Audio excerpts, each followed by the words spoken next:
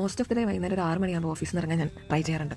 കാരണം ഓഫീസിലിരുന്ന് വർക്ക് ചെയ്യുന്നതിന് കൂടുതൽ എനിക്കിഷ്ടം റൂമിൽ വന്നിരുന്ന് ഒറ്റയ്ക്ക് അല്ലെങ്കിൽ ഫ്രഷായി ഒന്ന് റിലാക്സ് ആയിട്ട് വീട്ടിലിരുന്ന് കാമായിട്ട് പണിയെടുക്കാൻ തന്നെയാണ്. അപ്പോൾ 2-3 ദിവസം ഞാൻ ട്രൈ ചെയ്യുന്നു ഒരു WPCയുടെ കൗണ്ടർ അടിക്കാൻ വേണ്ടി. പക്ഷേ ഓഫീസിൽ നിന്ന് ക്ലയൻസ്, കോടതി അല്ലെങ്കിൽ അവിടുത്തെ ചില്ലറ വർക്കായിട്ട് ഡിസ്ട്രാക്റ്റീവ് ആയി പോയതുകൊണ്ട് ഞാൻ കംപ്ലീറ്റ് ആക്കാൻ പറ്റില്ല. ഞാനിന്ന് നേരത്തെ ഇറങ്ങി ഫയലൊക്കെ ആയിട്ടാണ് വന്നത്. അങ്ങനെ ഞാൻ ഫയലൊന്നും വീട്ടിലേക്ക് എടുക്കാറില്ല.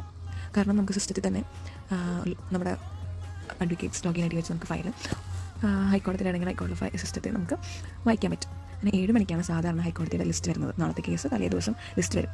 ലിസ്റ്റ് വരുന്ന ദിവസം കേസൊക്കെ നോക്കി ഫാക്ട്സ് പഠിച്ചിട്ട് കോടതി പോകാം. അത് വളരെ ഇമ്പോർട്ടൻ്റ് ആയിട്ടുള്ള കാര്യമാണ്.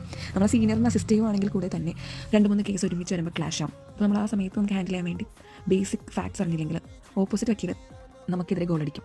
അപ്പോൾ നമ്മുടെ പോസ്റ്റ് എപ്പോഴും സേവ് ചെയ്യാൻ വേണ്ടി ഫാക്ട്സ് അറിഞ്ഞിരിക്കാം. നമ്മൾ അവർക്കെതിരെ ഗോളടിച്ചില്ലെങ്കിലും വരുന്ന ഗോളിനെ തടയാന്ന് പറയുന്നത് വളരെ ഇമ്പോർട്ടൻ്റ് ആണ്. അപ്പോൾ ഫാക്ട്സ് അറിയാതെ കോടതി പോകാനേ പറ്റില്ല. പിന്നെ ഡെയിലി ഞാൻ എന്തെങ്കിലും എഴുതാറുണ്ട്. കഥയോ വിധിയൊന്നുമല്ല, ഇന്നത്തെ ഡേയിനെ പറ്റി എനിക്ക് എഴുതണമെന്ന് തോന്നുന്ന കാര്യങ്ങൾ മാത്രം. ബാഡായിട്ടുള്ള ഒരു ഇൻസിഡൻസ് ഞാൻ എഴുതാറില്ല. കാരണം അതെന്നെ കൂടുതൽ നെഗറ്റീവിലേക്ക് പോകാറുണ്ട്.